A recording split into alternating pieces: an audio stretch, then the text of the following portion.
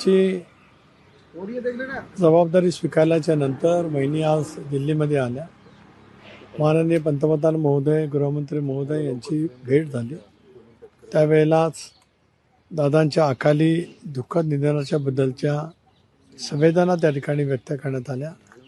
पंतप्रधान महोदय, गृहमंत्री महोदयांनी आम्हाला विशेष करून वहिनींना आश्वस्त केलं, कारण ज्या स्थितीतून आज वहिनींनी धीरोदात्तपणाने उपमुख्यमंत्रीपदाची जबाबदारी स्वीकारली, स्वतःच्या दुःखाबरोबर जनतेचं दुःख स्वीकारत असतानाच पक्षाचं संघटन आणि महाराष्ट्राच्या व्यापक हितासाठी त्यांनी जे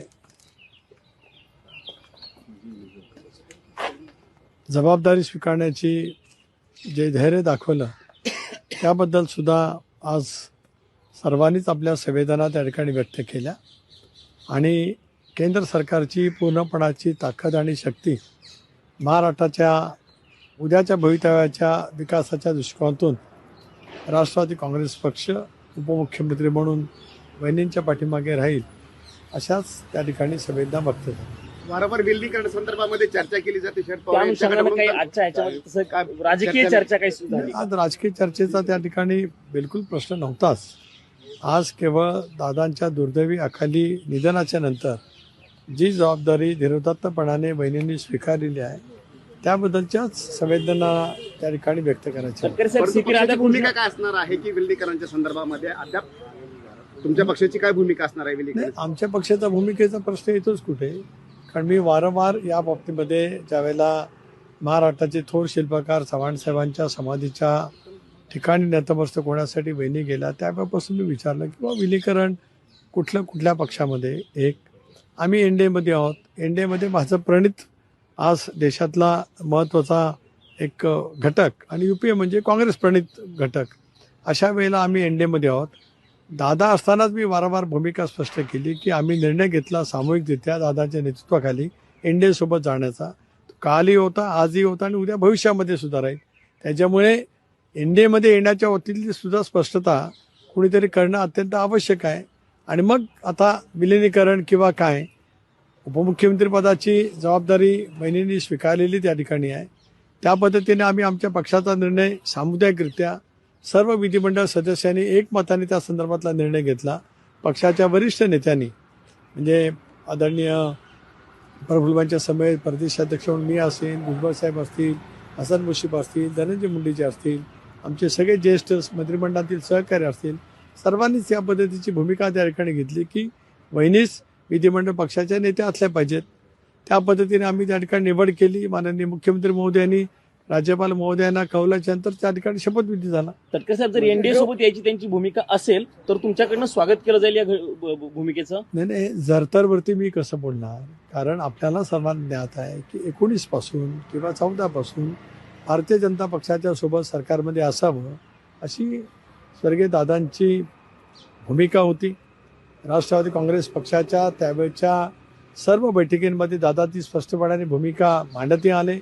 19 साली मध्ये देवेंद्रजी आणि दादा यांचा एकत्रितपणाने शपथसुद्धा झाला. त्यावेळेला सुद्धा दादांनी स्पष्ट भूमिका मांडली होती की 3 पक्षाच्या सरकारपेक्षा 2 पक्षाचं सरकार, विशेष करून भाजप आणि राष्ट्रवादी काँग्रेस पक्षाचं सरकार महाराष्ट्राला प्रगतीपथावरती नेईल अशी दादांची भूमिका त्या कालावधीमध्ये होती. आणि आपल्याला ज्ञात आहे की 2023 ज्या वेळेला वारंवार पक्षामध्ये चर्चा होऊन सुद्धा भारतीय जनता पक्षावरती जाण्याचा निर्णय होत नाही, त्यावेळेला आम्ही स्वर्गीय चव्हाणसाहेबांचा जो विचार आहे की बहुजन समाजाचं ही साधायचं असेल तर सत्तेमध्ये असलं पाहिजे, पण आमची जी मूळ विचारधारा, धर्मनिरपेक्ष विचारधारा, शाहू फुले आंबेडकरांची सामाजिक समता या विचारासह आमचा एनडीएमध्ये सहभाग त्या ठिकाणी झाला. तो निर्व्यातपणाने पुढच्या कालावधीमध्ये राहणार आहे. त्याच्यामध्ये कुठेतरी हे सुचवत आहे की पहिल्यांदा सुप्रिया सुळेंना किंवा त्यांच्या पक्षाला हे जाहीर करावं लागेल की त्यांना भाजप प्रणित एनडीएकडे यायचंय की काँग्रेस प्रणित इंडियात राहायचंय. नाही, ते म्हणणारा मी कोण? मी राष्ट्रवादी काँग्रेस पक्षाची भूमिका प्रदेशाध्यक्ष म्हणून सांगितली. इतरांनी राजकीय भूमिका काय घ्यावी, कुठल्या पक्षाच्या सोबत त्यांनी त्या ठिकाणी जावं, हा प्रत्येकाचा अधिकार आहे आणि त्याच्यामुळे त्या विषयावरती मी काय बोलणार नाही. सुनेत्रा पवार या उपमुख्यमंत्री होण्यासाठी उत्सुक नव्हत्या अशा प्रकारचं थेट वक्तव्य रोहित पवार यांनी केलं आहे. त्यांना जबरदस्तीने उपमुख्यमंत्री करायचं. एक असं आहे की जो निर्णय झाला तो सहमतीने झाला, पक्षामध्ये एकमताने झाला.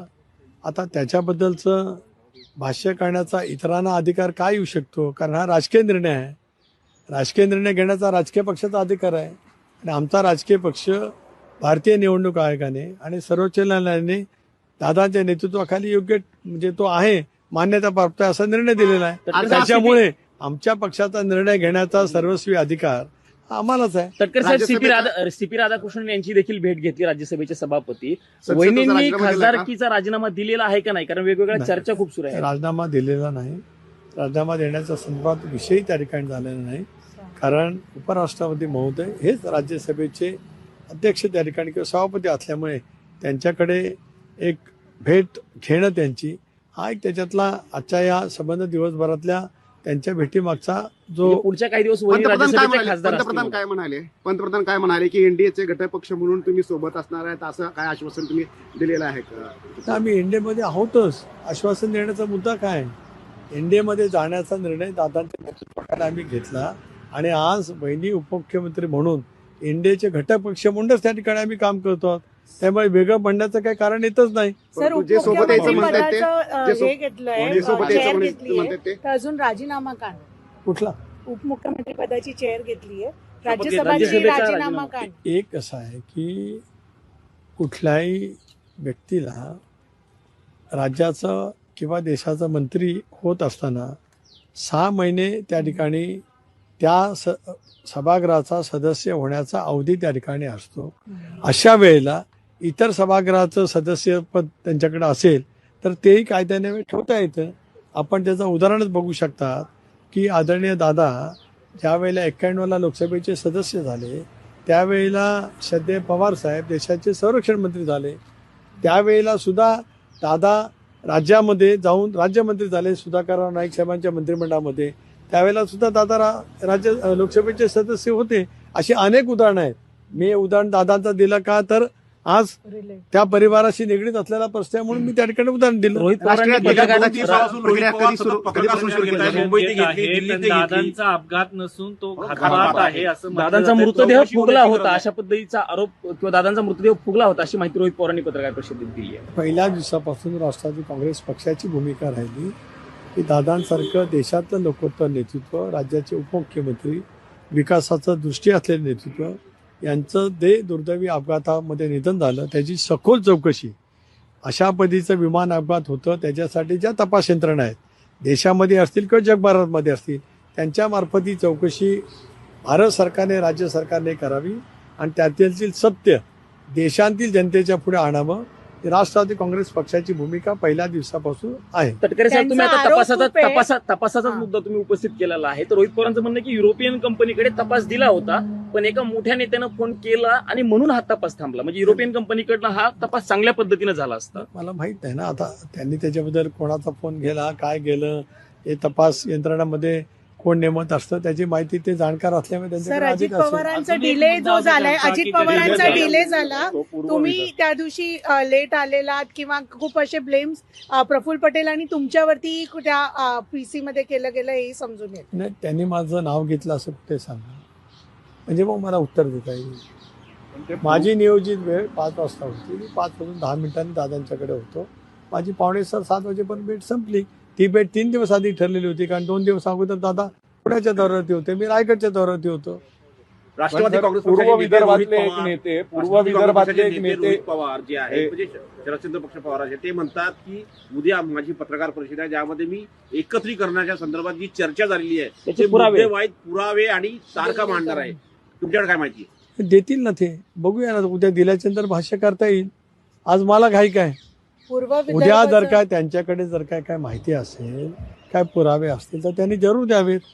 पण मला हे कळू शकत नाही की ते पुरावे किंवा विलिनीकरणाची चर्चा दादांचं शव अंत्यदर्शनासाठी विद्याप्रतिष्ठानमध्ये ठेवलेलं असताना विलिनीकरणाची चर्चेची सुरुवात कोणाला का घाई झाली त्या प्रश्नाचं सुद्धा उत्तर अजून काही मिळालेलं नाही. आता यापेक्षा या विषयावरती मला अधिक काय बोलायचं नाही. उद्या जर काय पत्रकार परिषद झाली विलिनीकरणाचा काय विषय असेल त्याच्याशी राष्ट्रवादी काँग्रेस पक्ष म्हणून आमचा काय त्याच्याशी संबंध असेल तर जरूर त्या तटकरे साहेब, राष्ट्रीय अध्यक्षपदाच्या कारणासंदर्भात काही प्राथमिक चर्चा अजितदादांची झाली होती का? सुप्रियाताई, अजित पवार आणि तुमची तिघांची मुंबईमध्ये बैठक झाली. अशी काही बैठक या विषयावरती झाली होती का? त्याचे आता व्हिडिओ उद्या पण एवढे आहेत. उद्या त्याचे व्हिडिओ, त्याचे ऑडिओ किंवा त्याचं काय माहिती असेल ती उद्या येऊ द्या, मग मला बोलता येईल. तटकरे साहेब, आज मला त्या प्रश्नाचं विषयावर उत्तर टाळताय तुम्ही. नाही मी हे प्राथमिक बघा, चर्चा मी झाली माझ्या आयुष्यात कधी उत्तर टाळलं नाही. प्राथमिक चर्चा ऐका झाली. ऐका ऐका पण मला माझं उत्तर केव्हा द्यायचं त्याचा माझा अधिकार आहे. तुम्ही प्रश्न विचारला तर तुम्हाला अधिकार आहे. उत्तर केव्हा काय द्यायचं तो माझा अधिकार आहे. प्राथमिक मी पण चर्चा एक राजकीय झालेली कार्यकर्ता आहे आणि मी पण गेली 40 वर्ष प्राथमिक चर्चा जरा झाली. ऐकायचं खरं, मी पण 40 वर्ष राजकारणामध्ये आहे. स्वर्गीय वसंतदादा, आदरणीय पवार साहेब, बॅरिस्टर अंतुलू साहेब, विलासराव देशमुख या सर्वांच्या तालमीत घडलेला एक कार्यकर्ता आहे. एका छोट्या समाजातला कार्यकर्ता 40 वर्ष जिल्ह्यात आपला नाव टिकवतो, 2 वेळा संसदेमध्ये येतो, 5 वेळा विधानसभेमध्ये जातो. मला माझं काय राजकीय भान आहे. त्याच्यामुळे उद्या आपण जी म्हणताय माझी काय कोणाची भेट झाली, त्याचे काय व्हिडिओ असतील, काय असतील इतर काय तर बोलू द्या, मग मला त्यावरती बोलता येईल. मला आज या विषयावरती बोलायचं काही घाई नाही. राष्ट्रीय अध्यक्षपदाचा निर्णय सुद्धा लवकरात लवकर त्या ठिकाणी निश्चितपणाने होईल. त्या विषयावर सुद्धा आज ज्यावेळेला बहिणी आल्या होत्या त्यांच्या समवेत मी असतील, प्रफुल्लभाई असतील, अदानिसा चिरंजीव पार्थ पण त्या ठिकाणी होते. आम्ही एकंदरीत चर्चा केली. आम्ही तो निर्णय लवकरात पुढच्या लवकर महिन्यात- आम्ही लवकरात लवकर त्या संदर्भातला निर्णय घेऊ.